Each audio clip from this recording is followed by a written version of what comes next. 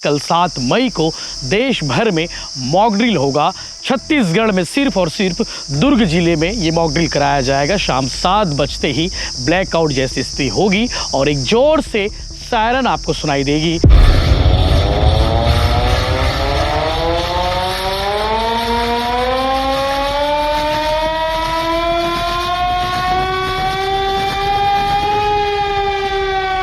इसके संबंध में बैठक रखी गई है। शाम को जो संबंधित विभाग है उनको बुलाया गया है। बैठक में चर्चा उपरांत पूरे सभी विभागों को निर्देश दिए और प्रशासन के द्वारा जितने भी दिशा निर्देश दिए जाते हैं उसका पालन करना होगा। शांत रहना है और घबराना नहीं है। चिंताजनक वाली बात नहीं रहेगी। इसके अलावा हम किसी देश के खिलाफ नहीं है, हम तो आतंकवाद के खिलाफ हैं, हिंसा के खिलाफ हैं, अशांति के खिलाफ हैं। दुनिया में शांति का पैगाम कोई देश दे रहा है तो वो भारत दे रहा है। युद्ध के दौरान भिलाई का कनेक्शन क्या था ये भी आपको बताते हैं कि जब युद्ध हुए देश में, चाहे वो कारगिल युद्ध हो, चाहे भारत पाकिस्तान के साथ जितने भी युद्ध हो या फिर चीन के साथ युद्ध हो, उस वक्त जो है भिलाई स्टील प्लांट को विशेष निगरानी में रखा गया था। इसके साथ साथ आपको मालूम होगा मरुदा टैंक, जहाँ की पानी से कल तारीख है 7 मई और 7 मई को देश भर में मॉक ड्रिल होगा। सिविल डिफेंस मॉक ड्रिल कराया जा रहा है देश भर में युद्ध के मद्देनज़र। अगर युद्ध होता है तो देश में रहने वाले लोगों को किस तरह से अलर्ट किया जाएगा, सजग किया जाएगा और इसीलिए कल 7 मई को देश भर में मॉक ड्रिल होगा।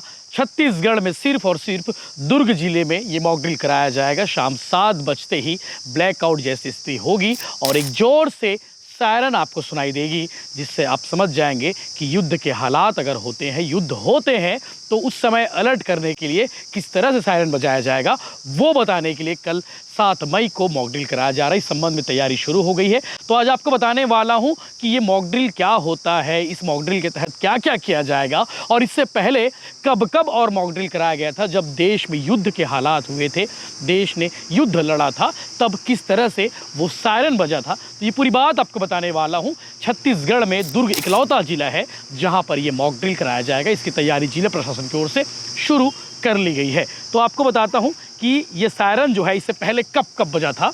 तो 1962 में भारत और चीन का युद्ध हुआ था, तब बजा था।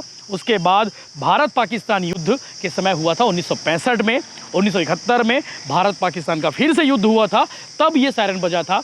और उसके बाद 1999 में कारगिल युद्ध हुआ था भारत पाकिस्तान के बीच में, तब ये सायरन बजा था। और अब ये सायरन बजने वाला है कल मॉक ड्रिल के दौरान में। इसके अलावा क्या होता है ये युद्ध सायरन, ये भी आपको जानना चाहिए। तो आपको बता दूं कि एक खास तरह का अलार्म सिस्टम है जो खतरे की स्थिति में लोगों को सचेत करने के लिए इस्तेमाल किया जाता है। इसके साथ साथ इसकी आवाज़ इतनी ज़्यादा तेज़ होती है कि जहाँ जहाँ बजेगा वहाँ से 5-10 किलोमीटर तक इलाके में ये सायरन आपको आसानी से सुनाई देगी। इसकी आवाज़ थोड़ी बाकी जो सायरन होती है उससे अलग होती है। सायरन की ध्वनि ऊपर नीचे होती रहती है, जिससे यह आम गाड़ियों के हार्न और एम्बुलेंस से अलग रहेगी और इसीलिए इसे युद्ध सायरन भी कहा गया है। युद्ध, एयर स्ट्राइक या फिर किसी बड़ी आपदा के समय लोगों को सचेत करने के लिए इसे इस्तेमाल किया जाता है। अब आपके मन में सवाल होगा कि भैया सायरन कहाँ कहाँ बजेगा, कहाँ से बजना शुरू होगा। तो आपको बता दें कि प्रशासनिक बिल्डिंग आपके आसपास, अगर घर के आसपास प्रशासनिक बिल्डिंग होगी वहाँ सायरन बजेगा। पुलिस मुख्यालय में सायरन बजेगा। आसपास के थाना क्षेत्रों से सायरन बजाया जाएगा। फायर स्टेशन से सायरन बजाया जाएगा। सैन्य ठिकाने जो आसपास इलाके में होंगे वहाँ बजेगा। वहीं भीड़ भाड़ वाले इलाके में लोगों को सचेत करने के लिए और संवेदनशील क्षेत्र में जो शहरी इलाके हैं वहाँ पे सायरन बजाया जाएगा। और 5 से 10 मिनट में ये सुरक्षित स्थान पर जाने के लिए कहा जाता है कि सायरन अगर बजे तो आपको 5 से 10 मिनट में सुरक्षित स्थान पर पहुंचना होगा। जो अगर युद्ध होते हैं, कोई मिसाइल दागता है या फिर किसी प्रकार का आक्रमण होता है, तब आप सेफ कैसे हो जाए, उसके लिए टीवी, रेडियो और सरकारी अलर्ट्स पर ध्यान देने की ज़रूरत होगी। अफवाहों से बचना होगा। सिर्फ आधिकारिक सूचना पर आपको भरोसा करना होगा। जिस तरह से अभी आधिकारिक सूचना जारी की गई है कि युद्ध अभ्यास किया जाएगा, मॉक ड्रिल किया जाएगा और इसके लिए सायरन बजाया जाएगा, तो आपको सायरन जब बजेगा तब क्या करना होगा ये बताने की कोशिश की जा रही है। और प्रशासन के द्वारा जितने भी दिशा निर्देश दिए जाते हैं उसका पालन करना होगा। शांत रहना है और घबराना नहीं है। चिंताजनक वाली बात नहीं रहेगी। इसके अलावा इसका मुख्य उद्देश्य यही है कि लोगों को आगाह करना, उन्हें सुरक्षित स्थान पर पहुंचाना और सायरन जो है 5 से 10 किलोमीटर इलाके तक जो फैलेगी। और शाम 7 बजते ही ये सायरन जो है कल बजने वाला है। और इससे पहले आपको एक रिकॉल बताते हैं, जब देश में युद्ध के हालात हुए, चाहे 1965, 1971 या 1962 और 1999, तब जो है भिलाई स्टील प्लांट के जो अलावा जो मरुदा टैंक है, आप युद्ध के दौरान भिलाई का कनेक्शन क्या था ये भी आपको बताते हैं कि जब युद्ध हुए देश में, चाहे वो कारगिल युद्ध हो, चाहे भारत पाकिस्तान के साथ जितने भी युद्ध हो या फिर चीन के साथ युद्ध हो, उस वक्त जो है भिलाई स्टील प्लांट को विशेष निगरानी में रखा गया था। इसके साथ साथ आपको मालूम होगा मरुदा टैंक, जहाँ की पानी से जहाँ की सप्लाई होती है, जिस मरुदा टैंक से पूरे टाउनशिप में पानी सप्लाई होती है, शिवनाथ नदी, तो इन इलाकों को जो है ये जो निगरानी में रखी गई थी, क्योंकि संदेह था, ऐसा कहा गया था कि दुश्मन इस पानी में जहर ना मिला दे, यही आशंका थी। इसके साथ साथ जिससे टाउनशिप की बड़ी आबादी को जो है खतरा महसूस ना हो या फिर खतरा ना हो, इसी मद्देनज़र जो है उस वक्त भिलाई स्टील प्लांट को ब्लैकआउट किया गया था और जो है मरुदा डैम और आसपास के जितने भी जल स्रोत हैं उस पर विशेष निगरानी रखी गई थी।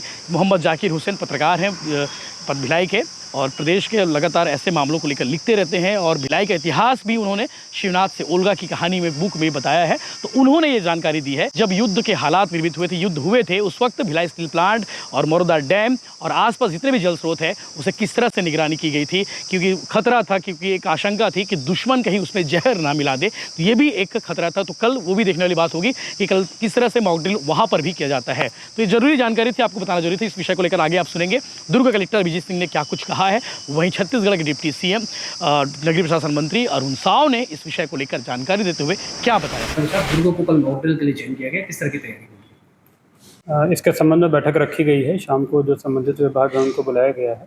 बैठक में चर्चा उपरांत पूरे सभी विभागों को निर्देश दिए गए। तो सर आपको विशेष जानकारी है कि कल मॉक ड्रिल होना है, कि किस तरह से सायरन बजेगा, कहाँ होगा, कुछ और जानकारी आपको? उसकी पूरी प्लानिंग चल रही है, शाम को सारी जानकारी। पहलगाम की घटना के बाद जो देश में परिस्थितियां निर्मित हुई है, पहलगाम की घटना के बाद जिस प्रकार से भारत सरकार ने कठोर और कड़े निर्णय लिए हैं, और इसलिए सारी संभावनाओं को ध्यान में रखकर आवश्यक तैयारियां भारत सरकार की ओर से की जा रही है। और इस मामले में प्रधानमंत्री माननीय नरेंद्र मोदी जी और देश की सरकार जो भी निर्देश देगी उसके हिसाब से छत्तीसगढ़ में हम आवश्यक तैयारियां और आवश्यक काम करेंगे। दुनिया ने भारत के हर एक कदम का समर्थन किया है। हम किसी देश के खिलाफ नहीं है, हम तो आतंकवाद के खिलाफ हैं, हिंसा के खिलाफ हैं, अशांति के खिलाफ हैं।